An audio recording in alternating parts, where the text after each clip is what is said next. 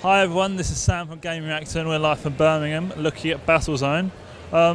Right, first question is, Battlezone's quite intense, it's quite an intense game. How have you managed VR in such an intense environment?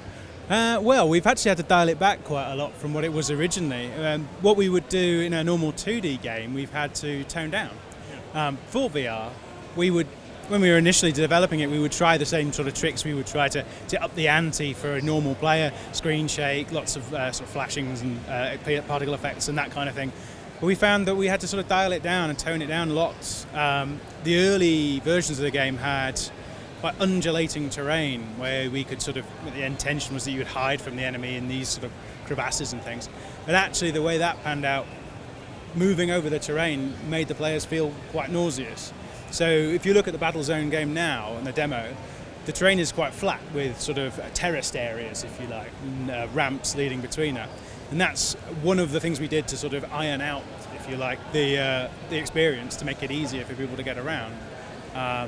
We've been pretty successful, I think, to reduce that and just keep the pace but not overwhelm. Pleased with what we've got. What was the inspiration to bring quite a vintage concept into the world of VR, which is such a new technology?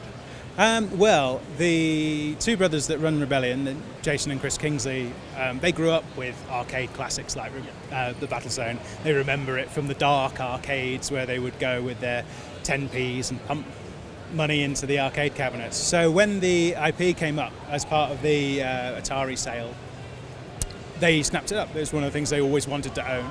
So they bought the IP. And then through a sort of series of stars aligning, really, it was just so happened that we acquired it at the same time that VR was really starting to kick off with the development of the Oculus and the others. So through a combination of having the IP, trying to figure out what to do with it, and having access to the new technology, thanks to our good relationships with Sony and the like, we managed to find a good niche for it to go in, if you like. And it seemed to just sort of fit together. In the demo that we played a short level with quite a few different enemies. What can fans expect more of in the main game? Well, more of that and more enemies, more levels, and also the full campaign structure. In the demo you get a bit of a taste of that with the map screen which we show you, really just to give you an idea of where the campaign is. But each one of those hexes you could see on the campaign screen represents a level with a mission to complete and different enemy types in those environments. Just different environments you'll travel through, different enemies you'll come across, more varied types of enemies, including things like the Nemesis tank, which is a sort of Uber tank which is spawned by the enemy AI to try and hunt you down. That will appear in your levels if you don't avoid it, and buff all the enemies around it, so that level becomes much, much harder than it would normally be. So there's a lot of content in there. You'll be able to unlock new tanks, new weapons as you progress through the game. The idea of the campaign is that you can play it multiple times and still find a new and a different experience every time. The map is always randomly generated, so you get a completely different map every time you play it, with different enemies in all the different missions. So yeah, lots to do. So there are a lot of upgrades in the game? Yeah, lots of different tanks, lots of weapons. Each weapon type, of which we've got about 10, 20, I think. They have multiple marks of upgrade levels, if you like. So you might start with a multi-lock-on launcher that fires 3 missiles. By the end, you've got one that fires 12.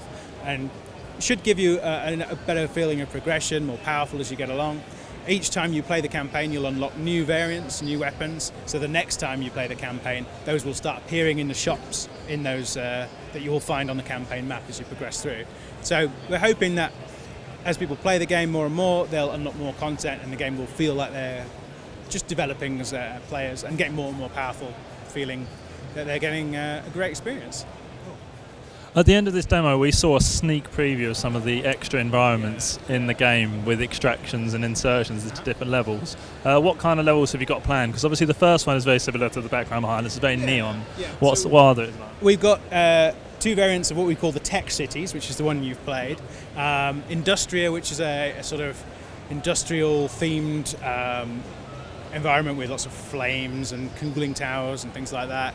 There's a sort of ice levels, which we call Frozen City, which gives you a taster of what's happened to the world that you're driving through. And there are also other environments you'll find as you go along. And when can fans expect to get their hands on Battlezone, and on what platforms? Battlezone is coming out for PSVR as a launch title on October 13th. And that will be available in all good stores and online. Thank you very much for your time. Thank you.